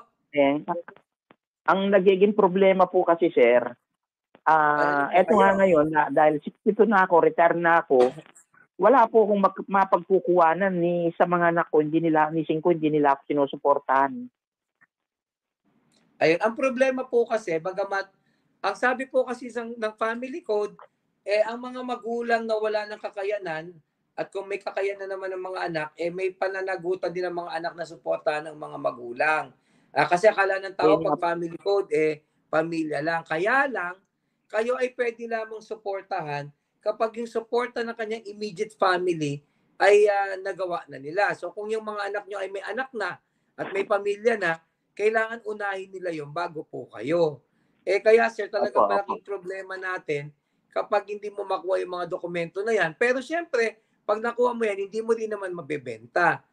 Maliban na lang kung mamemeke ka ng pirma, makukulong ka naman doon. Kaya sa bandang uli, relax lang ho kayo. Dahil hindi niya rin naman mabebenta yung titulo. At pag binenta naman niya yan, malalaman niyo naman, maaari niya rin namang habulin. So, gano'n na lang po, sir. Kasi, naiintindihan kita, pero ang talagang pwede mong gawin ay pumunta lamang sa korte. Masyado pong madugo yun. Salamat po. Di bali, sir, balitaan niyo po ulit kami tungkol dito, ano? Pero maraming salamat po. I hope, pwede niyo hong balikan itong episode na to ng Basta Batas para sa clear instruction po ni attorney. Alright. Isang tanong na lang po, ma'am. Isang tanong. Go ahead, sir. At kasi po, yung isang anak ko nasa US, tapos yung dalawang anak ko pa, lahat sila may mga trabaho na. May kinakausap, hindi rin ako kinakausap. Ang problema po kasi, sir, yung damdamin nga, hindi pwedeng pilitin. Kung ayaw kayong kausapin, hindi kayo pwede pumunta sa korte para pilitin sila na kausapin kayo. Kailangan nyo lang magdemanda, umanap kayo ng paraan, magdemanda kayo para mabawi ang mga dokumento, or magdemanda kayo ng annulment or nullity, o kaya magpa-reconstitute kayo para makuha yung titulo. Yun lang po yung paraan. Yung iba pong mga bagay, kung ayaw kayong kausapin ng anak ninyo, hindi po sila pwedeng pilitin ng batas. Klaro po ang batas tungkol doon. Okay. Ayan. Sir, maraming salamat po. Balikan niyo po kami, ano ho, and I hope maging okay po lahat. Alright. Sige po, salamat po. Thank you very much. Alright, maraming salamat. Attorney, again, congratulations. Rico Jan, I think meron tayong isa pang last bonus question bago umalis si Attorney Edward Chico. Ano yung congratulations? Sa pagpunta mo dyan sa Cebu. Diba? Very cool. Ayan, ito. Natin. Sige nga. Ito itanong natin kasi may extra tayo na pamimigay na bonus question sa ating mga nandito na nanonood na mga nakikinig sa kanilang mga radio sets. Okay? So ang tanong natin for another 150 pesos load ay ayon sa mga netizens, sino sa mga politiko ang kahawig ni Jake Zyrus o formerly known as Cherise Pempenco? I-text nyo po yan sa 0939-431-1244. Ayon sa mga netizens, sinong politiko daw ang kamukha ni Jake Zyrus na kilala na si Cherise Pempenco noon? I-text po sa 0939-431-1244 kasama ang inyong pangalan, ang inyong address at ang telco na inyong ginagamit. Yeah. Wala nang multiple choice, ano? Lalagyan ba natin, attorney? Bakit naman hindi? Hayaan na natin sila. Hayaan na lang daw natin. Ako sabi naman niya, sa mga di ko marinig. May kaibigan ako sabi niya sa mga artista daw, si Daniel Padilla daw ang kamukha ni Cherise Pempenco. Sa mga artista. Hindi naman. Yun ang sabi nila. Sa mga politiko. Sino kaya? Ito naman ang tanong sa politiko. Sino kaya? Okay, Rico Jan Ferrer. Ikaw, teka, matanungin kita. Sa tingin mo, Rico Jan, sino kamukha niya sa politiko? Ikaw, sa tingin mo lang. Parang ayoko rin magsalita.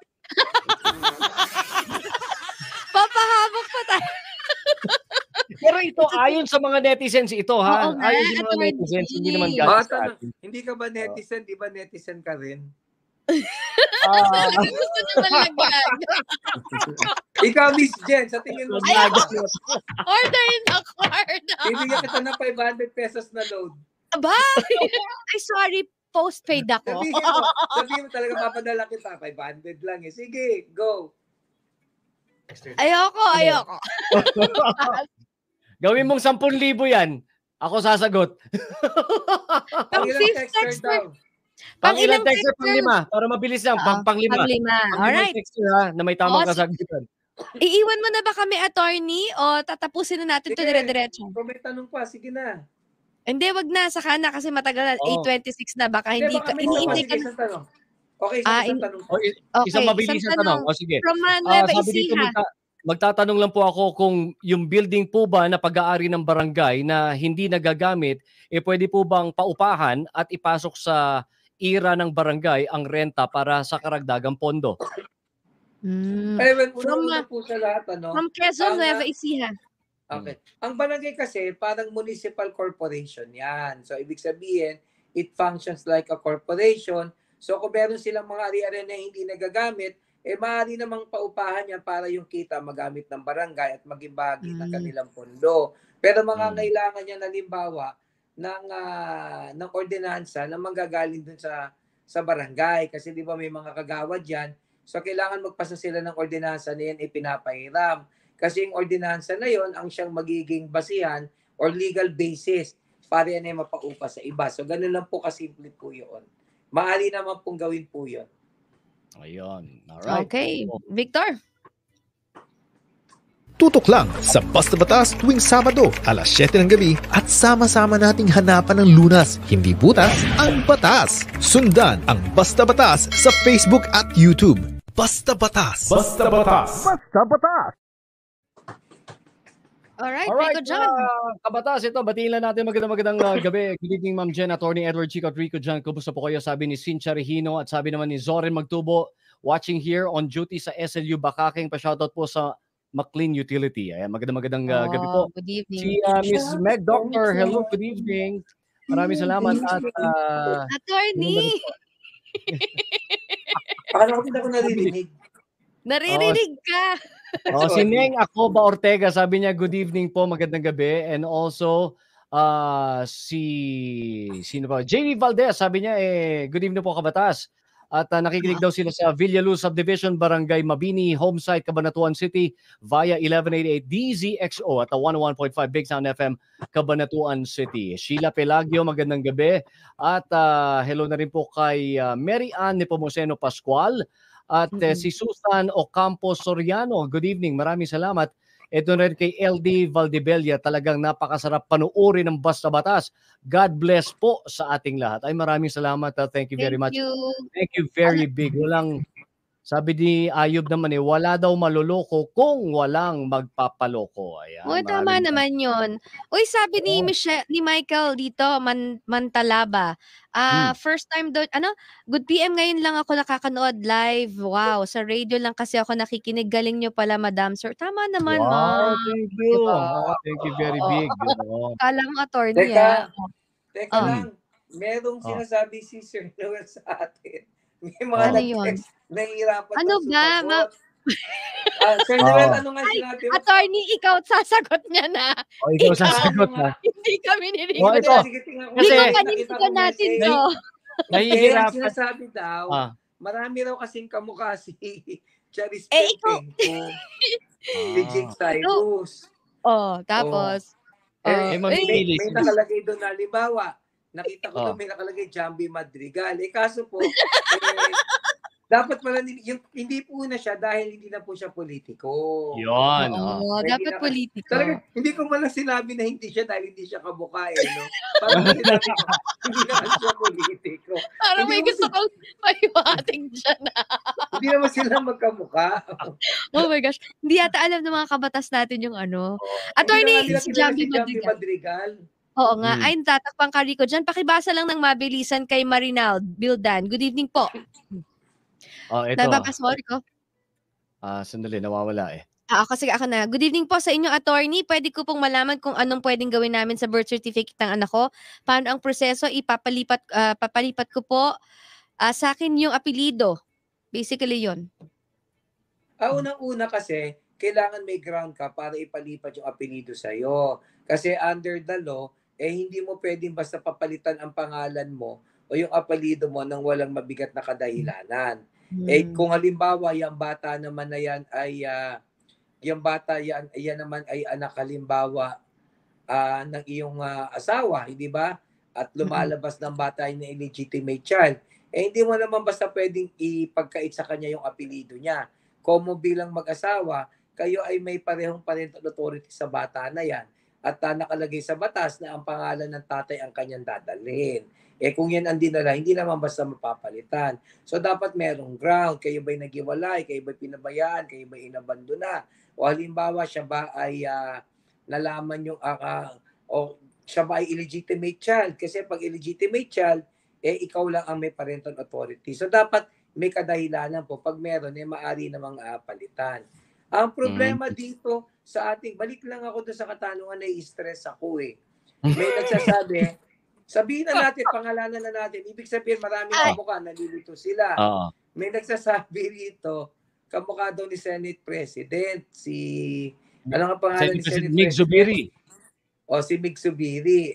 May nagsasabi naman kamukha ni Congressman Sandro Marcos. Di ba, Charis, ikaw na nga mamila, Charis. Kung sino, Jake pala. Jake, kung ano sasabihin mo, doon kami. Sino nga? Doon na yung contest na yan. Tatawagan natin si Jake. Jake, sa feel mo, sino ang kapeg mo? Yeah. Diba? Kapag sinabi niya kung sino, yun na. Mahirap magbigay ng panalo dahil ito pala pinasabi ng netizen. Andayan, attorney, Oy, sabi ni Buena Padilla. Kanya-kanyang opinion na lang. Sa'yo, Sir Rico dyan. Rico, ka sumagot lang tayo dyan. Mig Zubiri, Sandro Marcos, sino mas kamukha? Mas kamukha yung naging intern namin dito na taga Isabela. Yun. Hindi, may tatlo akong binanggit na pangalan. Huwag kang ganyan. Huwag ano, no? Dali overtime na tayo. Order. Mas kahawig ni sa akin mas kahawig ni Sandro correct. Tama. Ako din, attorney. Kahawig niya si Sandro Marcos. Ang problema kasi, sinong netizen daw? Kasi nalito yung netizen. May nagsasabing Mig Zubiri rin. May nagsasabi rin naman na dyan. Yung Jumpy Madrigal, parang awa nyo na patay na natin si Ate Jumpy at siya po hindi na politiko. Oy, attorney, sabi ni Buena Padilla, magandang gabi po kabatas. Very lively ang talakayan. I'm enjoying your program. Thank you, ma'am. Buena Padilla. Diba? Parang Buena Familia. Sabi nga ni Kuya Abit Pascual, tignan mo sabi niya, si Senator Win Gatchalian daw. Actually, my point. Go ha. Anyways, Rico Jan, go ahead. Yung ating bago ko lang makalimutan dahil nga si attorney inaabangan na ng mga bigatin ding mga personalities sa judiciary dyan sa hotel na kanyang tinutuluyan ay paumanhin po, hindi kami aabot nun sa ibang mga katanungan, but definitely we will answer. Kung meron, sige na mabilis. Kasi attorney, okay lang, we will answer. Meron pa kasi tayong raffle so, and we're overtime na, attorney, it's okay. Isa na lang, mabilis. Gusto ko sumagot isang mabilis. Ipasok na yung caller. Kaya pa ba yung caller? Di ba? Ganyan tayo. Kaya pa ba yung caller? Sige, antay lang. Siguro let's give it 2 minutes. Pero, mabilisan, Rico Jan, announce mo na yung winner natin ng sa radio, yung ating mga radio. Mga sumali po sa radyo, yung mga nag-text po sa atin, ang ating unang winner ay walang iba kundi si Josel Vegiga. Yan, Josel Vegiga ng Cabanatuan City. Congratulations, 150 pesos load. Nakapangalan na sa iyo. Ang tamang kasagutan po sa ating katanungan na ano ang ibig sabihin ng SIM card ay letter A, Subscriber Identity Module Card. Ayan. At SIM Alam card, niyo ba sabi, yun? driver identity module card. Yan ang Sabi nga ni, parang sabi nga ni Mary Ann at saka ni Ma'am Meg, blooming daw ako, ang ganda ko. Tama naman, thank you. Okay na, okay. Our second caller ay galing sa Batangas, attorney. Ma'am, go ahead. Andiyan na po si attorney. Hello po. Yes, good Ma'am, go evening. ahead. Ano po? Tatanong ko lang po, about po dun sa pensyon ng tatay ko.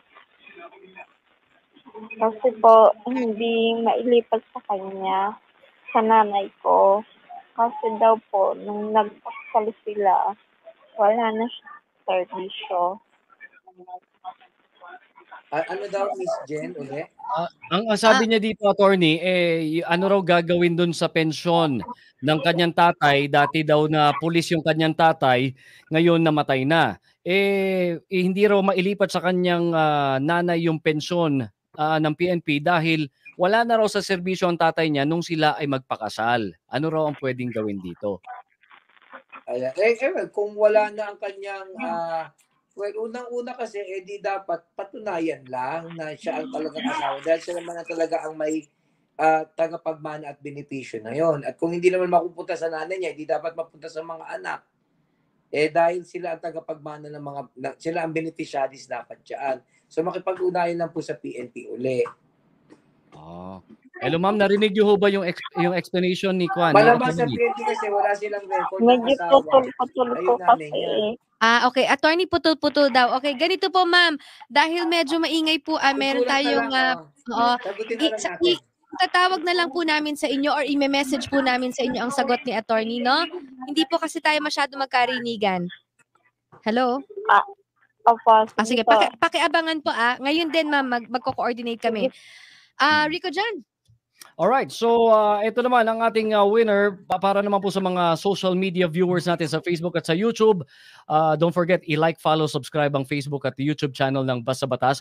Ang ilang araw pagkatapos maipublish sa Official Gazette o National Newspaper ang epekto ng SIM Registration Act, ang ating winner na may hashtag Basta Batas A ay eto. Sino sa kanilang sumagot ng Basta Batas A, hashtag Basta Batas A, ang mananalo? Tignan natin. Congratulations kay... Sino ba yan? Oren Magtumo ng Baguio City. Abay, congratulations. 150 pesos load sa iyo na. Alright. Paano naman yung isa? Yung tanong kanina. Valid yun, Opinion yun, paano, attorney?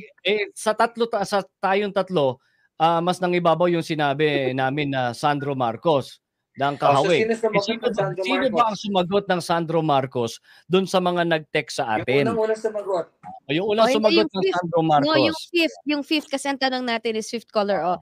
Sino daw yon? Noel Galvez, Mr. Noel Galvez. Sino yon? Ang answer ng... habang hinihintay natin yan, ang may sinabi dito na sabi ni Mary Ann, alalahanin po natin yung pangako ni Sir Peter Cayetano. Ayan, okay. Sige. Pinaalala talaga itong yung sige. Sino? Meron na ba tayo? Wala sige, kasi yung fifth caller, ang sagot niya ay Mig Zubiri kaso ang sagot natin ni Sandro. So siguro next week. Next week papasok din yan. Papasok. Next week. Meron tayong ulit mahiwagang question. May mahiwagang question tayo next week. Abangan nila. Okay. Ano lang natin para hindi tayo malito? Sino ang kamukha? Sinong artista ang kamukha ni Congressman Sandro Marcos? Dapat ganun pala, no? Pabaliktad lang. Anyways, go ahead, Rico Jan. Alright, mga kabatas, isa na naman pong makabuluhang Sabado ang inyong. Naalala ko si Kuya Abet. Sorry naman. Isang makabuluhang Sabado naman po ang atin natong ngayon. Maraming salamat po sa inyo. Lagi pong tatandaan na hindi po dahilan ng pagiging mangmang sa batas. Para ito po ay alamin po ito tuwing Sabado dito lang sa Basta Batas. Basta Batas, Christmas Countdown, 70 days before Christmas. Mula po sa aming maligayang Pasko at manigong bagong taon sa atin lahat. Ako po si Rico John Ferrer ng 95.9 Big Sound FM Baguio. Maraming salamat sa inyong panunood at sa inyong pakikinig. At syempre po, ito po si Attorney Edward Chico na minsan pang nagpapaalala at nagsasabi na kung ang kapatid ng magnanakaw ay sinungaling, ang kadalasang kapatid naman ng pangit ay pangit din. Miss Jen? Soundbite. Grabe. Mula po sa bumubuo ng Basta Batas sa pamumuno ng aming President at CEO na si Mr. Noel Galvez. With, of course, Bruce Mones, Victor Villanueva, Alberto Pascual, at KitKat Galvez. Taos-puso po kaming nagpapasalamat sa inyong pakikinig at panonood. Ito po si Jen Galvez. Nagpapaalala, kung may tama, purihin nyo naman, uy. Kung merong mali, edi punahin nyo, why not? Basta batas, dapat patas. Until next Saturday, alas 7 ng gabi, heard on radio, seen on Facebook and YouTube. God bless you and God bless the Philippines. This is your Vanguard Radio Network. Important reminder, the opinion and views of the host and guests are not necessarily the stand of Vanguard Radio Network and its management. Basta Batas! Basta Batas! Basta Batas!